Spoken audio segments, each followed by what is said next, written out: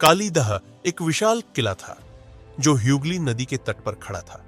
अपनी ऊंची दीवारों और जटिल गलियारों के लिए जाना जाता था। इस किले का निर्माण 16वीं सदी में सेन वंश के राजा भवानी सेन ने करवाया था, लेकिन 1700 के दशक तक यह रहस्यमयी घटनाओं के कारण उजाड़ हो गया था।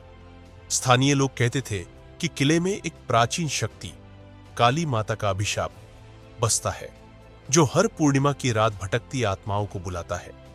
किले के खजाने की किंवदंती भी थी, जिसमें सोने के सिक्के और एक रहस्यमयी पत्थर रक्तमणि शामिल था, जो कथित तौर पर असीम शक्ति देता था। लेकिन किले को छोड़ने का कारण एक औरत थी, राजा भवानी सेन की पत्नी रानी श्यामा, जो जादुई शक्तियों से लैस थी। उसकी मृत्यु के बाद किले में अजीब घटनाएं शुरू हुई और लोग इसे भूतिया कहने लगे। अब 1645 में एक युवा योद्धा अर्जुन और उसकी बहन माया इस किले के रहस्य को सुलझाने के लिए आए थे, लेकिन वे जानते थे कि यह यात्रा खतरनाक होगी। 1745 की एक पूर्णिमा की रात ह्यूगली नदी के किनारे चांद की चमक कालीदह किले को डरावनी सुंदरता दे रही थी। अर्जुन, एक निपुण तलवारबाज, और माया, जो ज्योतिष और प्राचीन ग्रंथों की विशेषज्ञ थी, नदी के किनारे एक नाव से उतरे। उनकी योजना थी कि वे किले के खजाने को ढूंढें और गांव को उस अभिशाप से मुक्ति दिलाए जिसने पिछले 50 सालों में सैकड़ों लोगों को अपनी जान गंवाने पर मजबूर किया था। लेकिन जैसे ही वे किले के मुख्य द्वार पर पहुंचे, एक ठंडी हवा चली और द्वार अपने आप खुल गया। अंदर से भयानक चीखों की आवाजें आने लगी।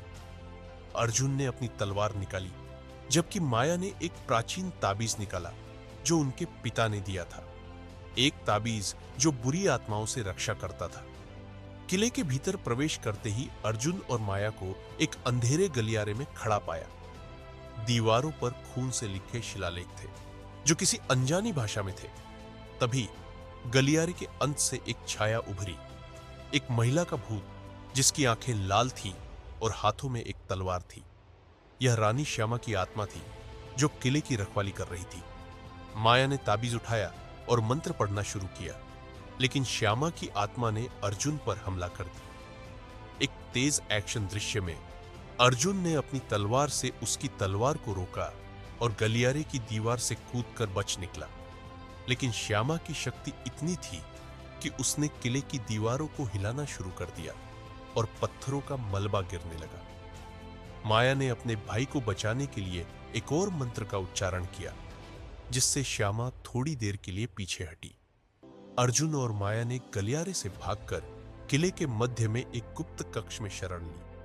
वहां उन्हें एक प्राचीन चट्टान पर नक्शा मिला जो रक्तमणि के स्थान की ओर इशारा करता था। नक्शे के अनुसार मणि किले के नीचे एक गहरे कुएं में छिपी थी, जहां रानी श्यामा ने इसे अपनी मृत्यु से पहले छिपाया था। लेकिन नक्शे पर एक चेतावनी भी थी, जो मणि को छुएगा उसे श्यामा की शक्ति निगल लेगी। माया ने अनुमान लगाया कि रक्तमणि ही किले के अभिशाप का स्रोत थी और इसे नष्ट करना ही एकमात्र रास्ता था। लेकिन जैसे ही उन्होंने कुएं की ओर कदम बढ़ाया, किले के चारों ओर से सैनिकों की आवाजें आने लगी। यह कोई भूत नहीं, बल्कि लुटेरों का एक गिरोह था जो रक्तमणि की खोज में किले में घुस आया था। लुटेरों के सरदार, एक क्रूर व्यक्ति रणजीत, ने अर्जुन और माया को घेर लिया। रणजीत ने कहा, यह मणि मेरी होगी, चाहे इसके लिए मुझे तुम दोनों को मारना पड़े। एक भयंकर युद्ध शुरू हुआ। अर्जुन ने अपनी तलवार से लुटेरों पर हमला किया, जबकि माया ने कुएं के पास से पत्थर और तीर उठाकर उनकी रक्षा की। रणजीत ने अर्जुन पर सीधा हमला किया और दोनों की तलवारें आपस में टकराई। किले की दीवारों से मलबा गिरता रहा और एक पल के लिए लगा कि अर्जुन हार जाएगा। लेकिन माया ने एक चाल चली। उसने अपने ताबीज से एक धुएं का गुब्बार छोड़ा, जिसने लुटेरों को अंधा कर दिया। इस मौके का फायदा उठाकर अर्जुन ने रणजीत को कुएं के किनारे धकेल दिया, जहां वह नीचे गिर गया। अब अर्जुन और माया कुएं के पास पहुंचे। कुएं में नीचे एक लाल चमक थी जो रक्तमणि से निकल रही थी।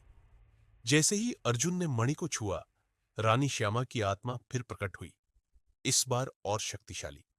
उसने अर्जुन को हवा में उठा लिया और उसकी आंखें क्रोध से जल उठी। माया ने अपनी सारी हिम्मत जुटाई और कुएं में कूद गई। उसने एक प्राचीन मंत्र पढ़ा जो उसके ग्रंथों में लिखा था, एक मंत्र जो अभिशाप को तोड़ सकता था।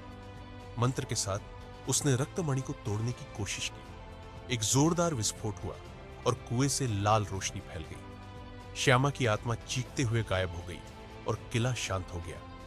जब धूल बैठी, अर्जुन और माया ने देखा कि किला अब सामान्य था, कोई भूतिया शक्ति नहीं बची थी। रक्तमणि के टुकड़े कुएं में बिखरे थे और उसकी शक्ति खत्म हो चुकी थी। गांव के लोग जो किले के पास इंतजार कर रहे थे, खुशी से चिल्लाए क्योंकि अभिशाप टूट गया था।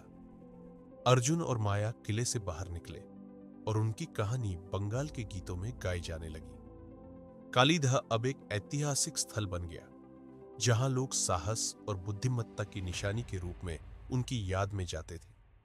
लेकिन कुछ लोग अभी भी कहते हैं कि पूर्णिमा की रात किले से एक हल्की सी चीख सुनाई देती है, एक रहस्य जो कभी नहीं सुलझेगा।